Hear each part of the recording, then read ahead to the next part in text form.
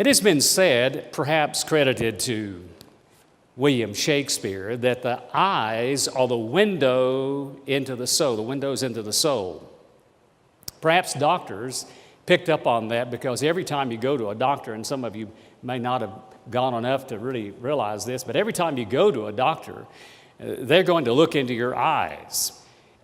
When you go to an ophthalmologist, like I have to do rather periodically, he will look into the eyes, and I always ask him, because I heard this is true, you can detect cholesterol deposits in the eyes.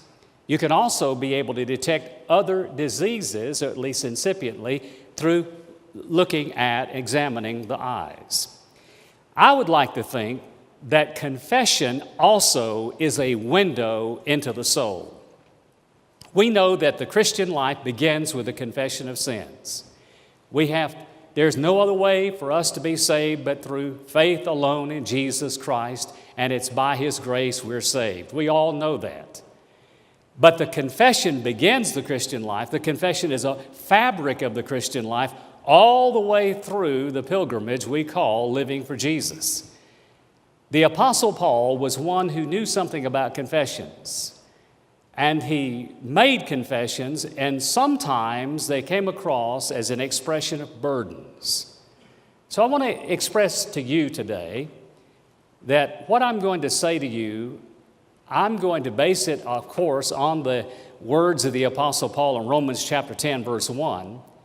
But his burden, I think in the form of a confession, is my burden very similarly today, and I pray that it is yours as well. I'm sure that it is.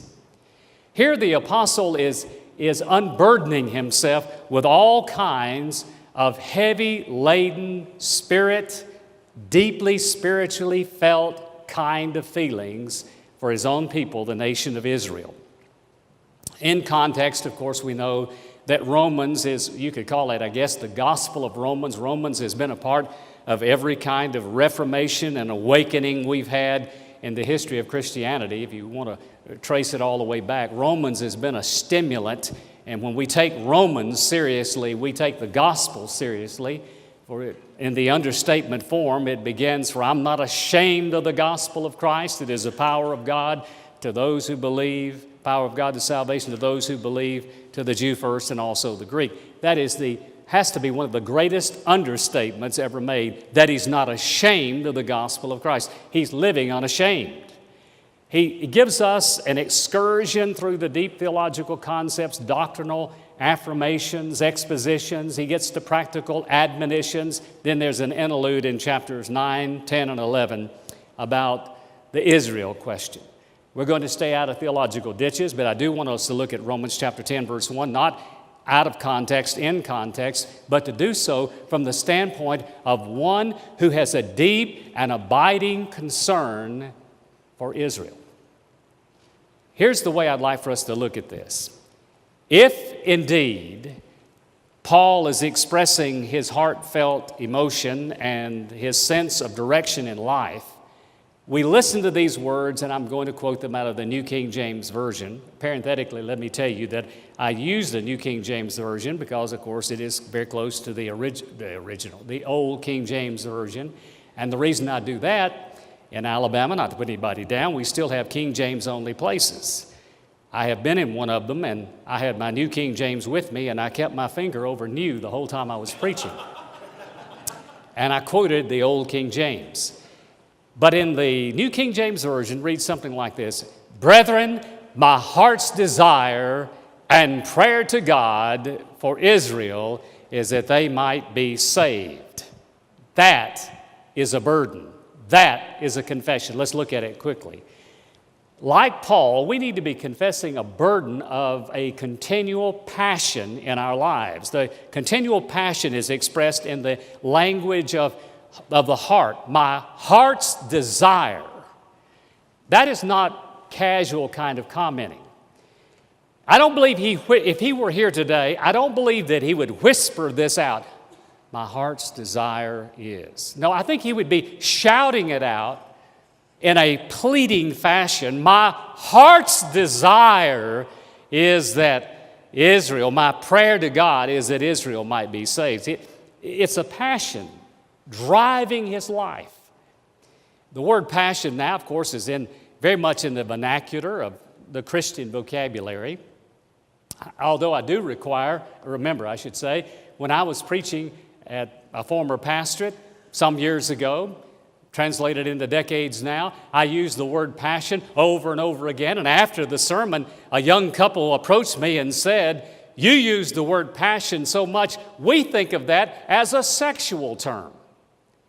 Well, my sermons are at least PG rated, I thought, and it really took me aback, and I thought to myself, what in the world are they trying to say? And then I just responded by saying, we ought to see ourselves passionate about spiritual disciplines. There are so many different ways we could use the word passion. I walked away and reminded myself that there was perfume and cologne with the name passion. It's supposed to make you smell better. It just makes me sneeze. The word passion is something more than just a casual kind of temporary feeling.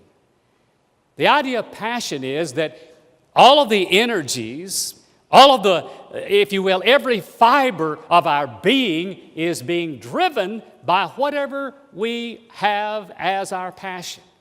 In chapter 9, verse 2, he says, I have a great sorrow, a continual grief over the people who are my people, Israel. So he's passionate about it, and we ought to be as well.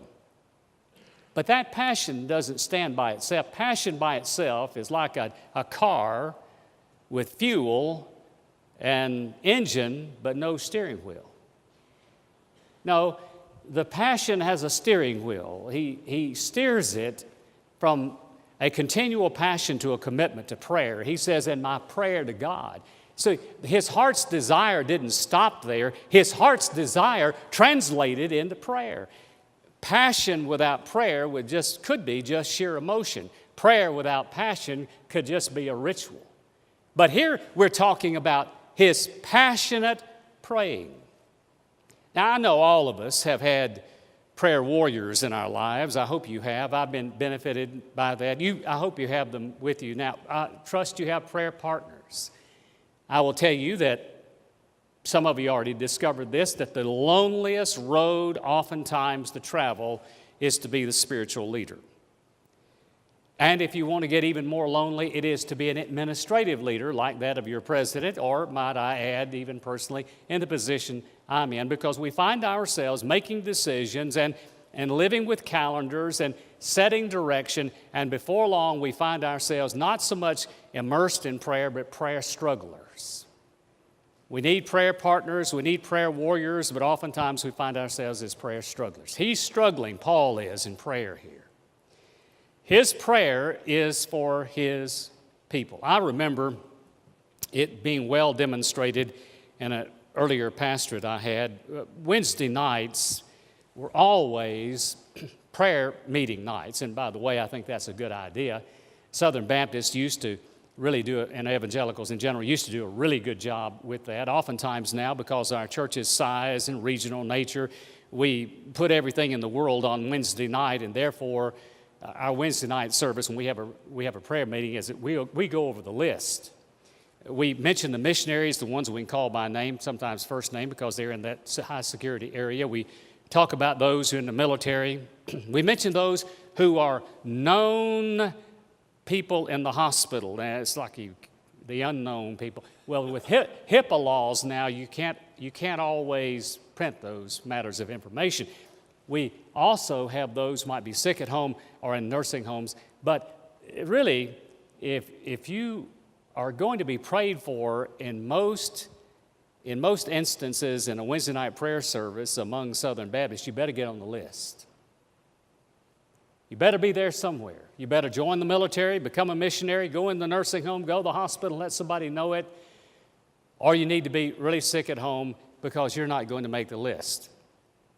Came home to me some years ago that a lady whose husband had never made a profession of faith, and every Wednesday night she would pray for him. Now, to be honest with you, I was very young, and I really became a bit annoyed by her persistence, and I shouldn't have been. I admit, I'm confessing I shouldn't have been.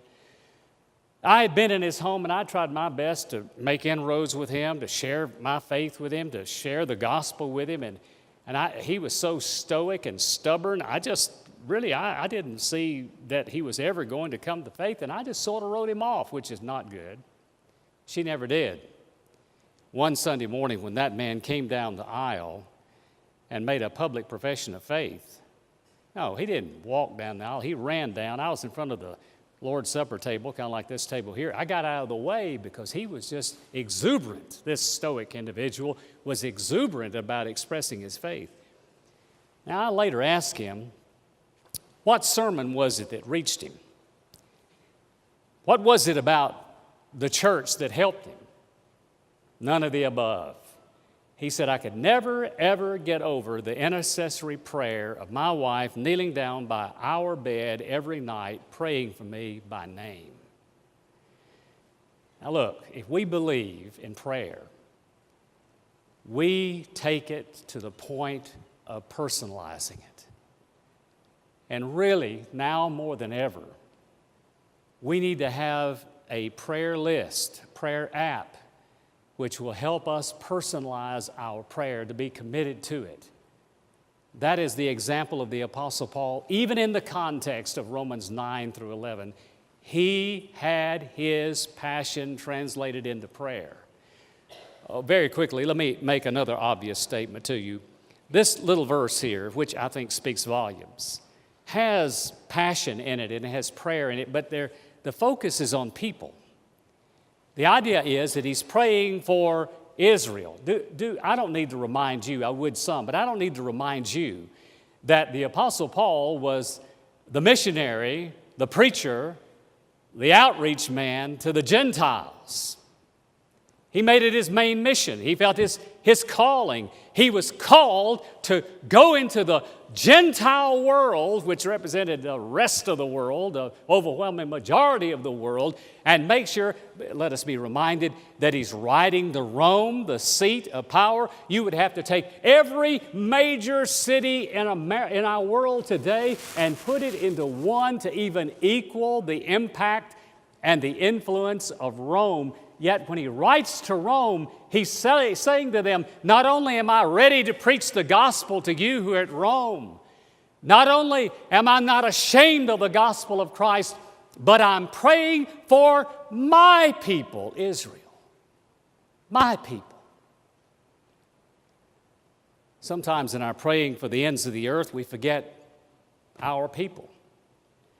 North America, arguably, is one of the largest mission fields in the world.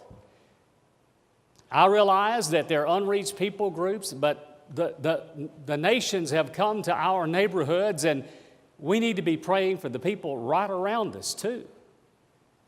Our people. I go through life and I look at my state, and I've seen it change demographically. I've seen it change in so many different ways. I won't belabor that. But there's one thing for certain. It, in a sense, is still my state. This is still our country. This is still North America. And we have nearly 350 million people right here in North America.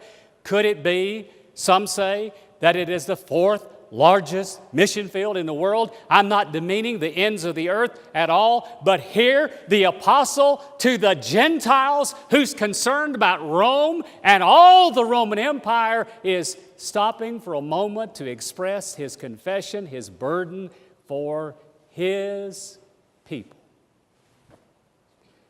Kristen, George, Rebecca, last night, we were talking about World War II Germany. I've always had something of an infatuation with military history from the American standpoint, call it an obsession, if you will, American history in general.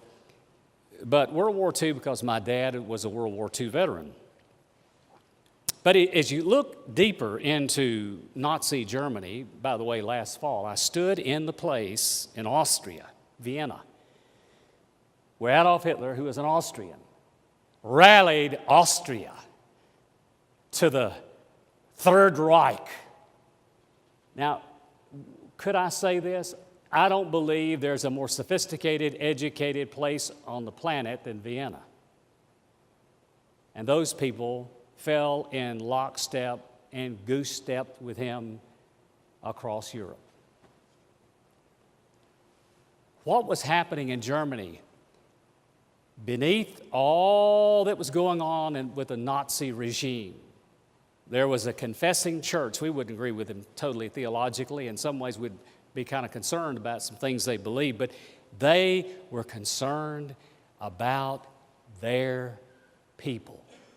They were concerned that Germany was being hijacked. They were concerned that there was a cancer growing in their country that would envelop the world in a sense.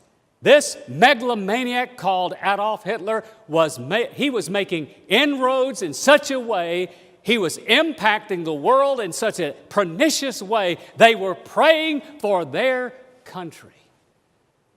Some died. Some were sent to concentration camps. Some were exiled. Some lived long enough, like Martin Niemöller, to die in 1984 at age 92 and remember in dreams that he had occasions to be around Adolf Hitler and never shared the gospel of Jesus with him. Whether that would have made any difference or not, I don't know. But Niemöller lived long enough to reflect upon his life, and one of his regrets was he didn't seem to have the concern for his people that he needed to. 30 years ago this month, Chernobyl, worst nuclear disaster in the world. Now, Japan had one a few years ago. Bless their hearts, they're going through another earthquake, as Ecuador as well.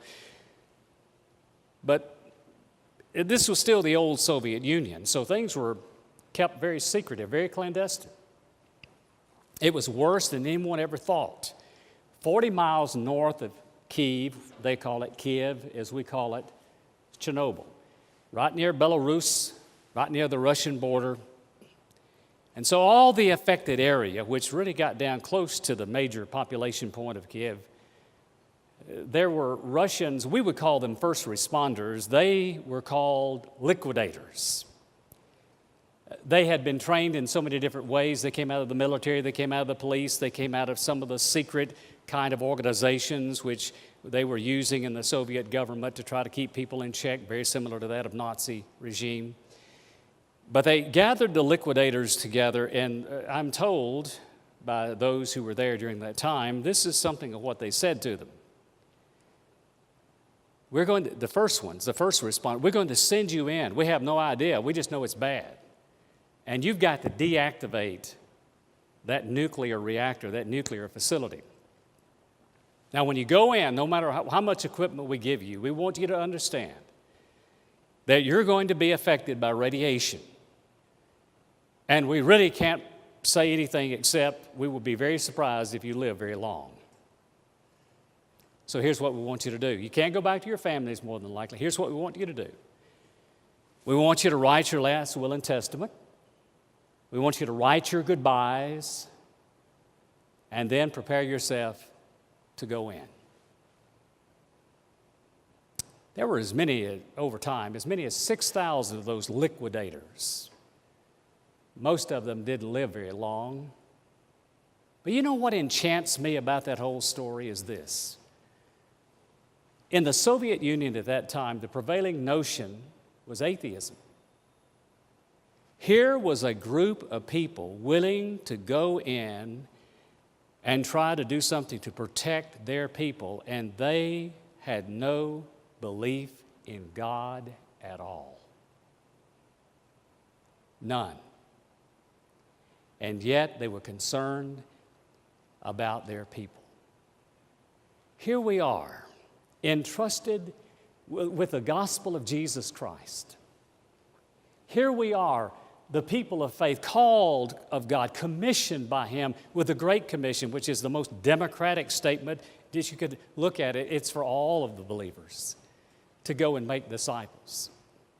And yes, that making disciple effort includes people here, there, and everywhere. But every so often, might we need to pause and just say, Lord, my heart's desire and prayer for my people is they might be saved.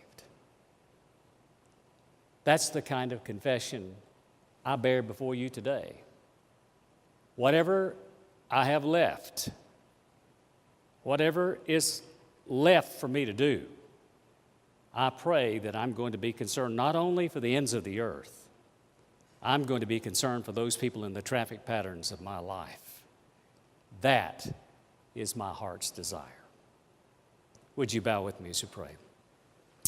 Our Father and our God, we thank you in these moments in which we have in chapel to be able to come together and just for a moment pause out of the routine of life and the busyness of our schedules and to be able to take just a few morsels of the Word of God, the bread of life, and apply it to our lives. That is the spirit of our gathering this day. We thank you for the gift of life itself, but most importantly, for the gift of eternal life. Help us, Lord Jesus, to be concerned for others. In the name of Christ, we make our prayer. Amen.